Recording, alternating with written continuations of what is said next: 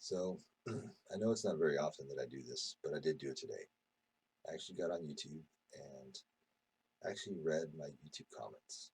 I sat down, opened a beer, and I started reading.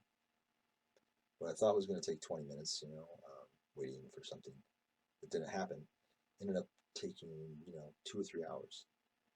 I'm really glad I did. I'm really glad I did, and I'm going to try to do that more often because there's a lot of people asking a lot of questions, and I really wish that they would just email me directly because I feel bad. I kind of feel bad, almost like I'm responsible or I'm obligated, um, to respond to some of these questions. I mean, and the truth of it is, it's not that I don't care. Or I just don't see them. I don't see them because I don't have the time to follow up on everything. Um, I probably do, but I would have had to do that every day. And when you go a few weeks, good luck. But either way, I did today, and I came across something that kind of hit home, and it kind of settled in with me. Usually most of my comments I've heard a lot, or they're like, "Fuck you, you're gonna burn hell," that type of shit, or trollish comments, or whatever. Somebody said something that um, actually stuck out amongst the others. They said something to the effect of, and I'm gonna have to paraphrase here because I don't have it in front of me. Something to the effect of, "Hey Zach, been a subscriber for years. I haven't seen you haven't made any YouTube videos recently about Satanism." They said, "I used to make videos all the time about Satanism. That's how I learned about Satanism. Those are your videos, and now I don't hear anything." They went on to say something, and something to the effect of, "Is Satanism 101 all you do, or you just talked out? You have nothing left? You know, is that it? Are you retiring from making videos about Satanism? Is that where you stop?" And I thought about that. And I thought about that. And I thought about that. And I thought, this person's actually fucking right. This person's really actually pretty right on the head there. I haven't made any videos about Satanism in a while, and if I have, they've been not subpar, but they haven't really had a lot of weight or anything substantial. Or in other words, I mean, I wouldn't watch it. I wouldn't waste my time. The Satanism 101 thing was something that was very necessary at the time, and it still is. And until somebody comes along and can do it better, then I feel just I'm still gonna stand on that plate and hold the most subscribed and viewed Satanist on YouTube. And that doesn't mean though that 101 is the only thing I can do. That's in my at the time, and it still is. I think that's the most important base to cover because when people come to YouTube and they're looking for questions and have questions about Satanism, what are they going to be asking? Are they going to be asking deep esoteric questions about the left-hand path? Are they going to be, asking about? Well, I don't want to ruin the surprise, but are they going to ask, deeper questions above a 101 level, or are they going to ask simple things like, what does a Satanist really believe, or what happens if you join the Church of Satan? How do I tell my parents I'm a Satanist, or those types of questions. And those are the questions that people want answers for.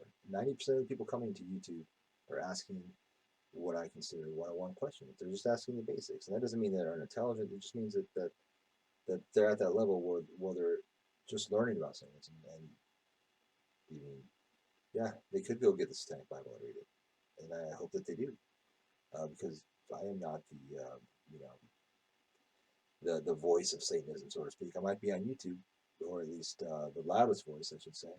But I do encourage people to go and read, find it from the source, and obviously make your own conclusions, because mine is just an opinion. But at the same time, you know, um, you have to recognize that YouTube is a very driving force. And last time I read, it was something to the effect of like people under the age of 30, 80% of the people that have a question about something they don't know go to two sources, Wikipedia and YouTube, to answer questions. 80% under the age of 30, that's a lot.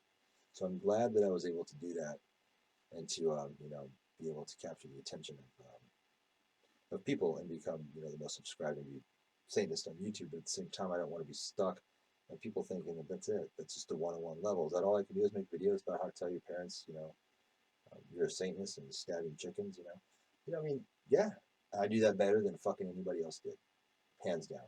all of them together. I did, and I'm proud of that. But at the same time, I'm more than that. And if people want to say that that's all I got, that's fine. And I'm glad that this person challenged me. Not challenged me, but I'm glad this person poked me. Because you're right. You know what? I've got at least 80 videos covering Satanism 101. Now let's talk about something a little bit more serious, a little bit more little bit more on my level.